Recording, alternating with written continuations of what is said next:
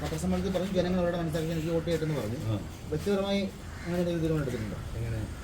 പിന്തുണയ്ക്കണമോ വേണ്ടതെന്നല്ല ഏതെങ്കിലും സ്ഥാനാർത്ഥികളെ? ഞാൻ മലയാളത്തിൽ പറഞ്ഞില്ലേ, മലയാളമല്ലേ പറഞ്ഞു.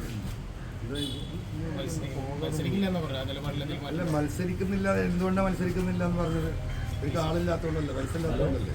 ഇപ്പോൾ ആളുകൾ പൈസ ഇട്ട് വരുന്നു. 5000, 500, 2000 ആളുകൾ പറയുന്ന പൈസ ഞങ്ങൾ തരാം, ഒരുപാട് ഞങ്ങൾ നോക്കിക്കോളാം, ഞങ്ങളൊക്കെ ഞങ്ങൾ നോമിനേഷൻ കൊടുത്ത് വീട്ടിലിരുന്നാൽ മതി എന്ന് പറയുന്നു പലരും വിളിച്ചിട്ട്.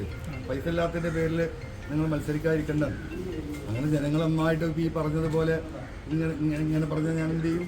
പൈസയും വേണ്ടെങ്കിൽ നോമിനേഷൻ കൊടുത്താൽ മതി. വട്ടച്ചെലവിലെ കാശ് ഞങ്ങൾ ഉണ്ടായിത്തരുന്ന ആരാ പറഞ്ഞ ഇവിടുത്തെ പാവപ്പെട്ട സാധാരണ തൊഴിലാളികളട്ടോ, മുതലാളിമാരാരുമില്ല. അല്ല, അത് ഞാൻ നോക്കട്ടെ അത്രത്തോളം ഉണ്ട്. സാമ്പത്തിക പ്രശ്നമാണ് ഇപ്പോൾ നേതാക്കന്മാർ, കോൺഗ്രസിൻ്റെ നേതാക്കന്മാർ, മുസ്ലിം ലീഗിൻ്റെ നേതാക്കന്മാർ ഇവരൊക്കെ ആത്മാർത്ഥമായിട്ട് പക്ഷേ ഒരു ചതിക്കുഴിയിലേക്ക് ഒരാളെന്നെ കൊണ്ടുപോകാൻ വ്യക്തമാകുമ്പോൾ ഇനി ഞാനെന്താ ചെയ്യുക? അതുകൊണ്ടാണ് പറഞ്ഞത് ഇനി ഞാൻ ആരോടും ചർച്ച ചെയ്തിട്ട് UDF-ലെ വാതിൽ സ്ഥിരമായിട്ട് അടച്ചതല്ല പറഞ്ഞു.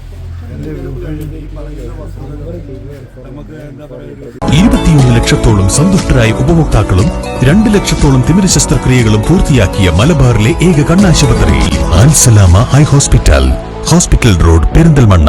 റിസൾട്ട് വരുമ്പോൾ അറിയല്ലോ. ഇത് വരുന്നവരെ ഞാൻ ആരോടും ചർച്ചയ്ക്കില്ല. ഞാൻ പറഞ്ഞതാണോ വസ്തുത, അതല്ല മറ്റുള്ളവരെടുത്ത തീരുമാനമാണോ ശരിയെന്നുള്ളത് അന്ന് അറിയല്ലോ. അവർ ആ തരത്തിൽ ചർച്ചയ്ക്കില്ലെന്ന് പറയുന്നത്. ഒരാൾ ചർച്ചയ്ക്കില്ലാണ് മറ്റൊരാൾ ചർച്ചയ്ക്കില്ല എന്ന് പറഞ്ഞു.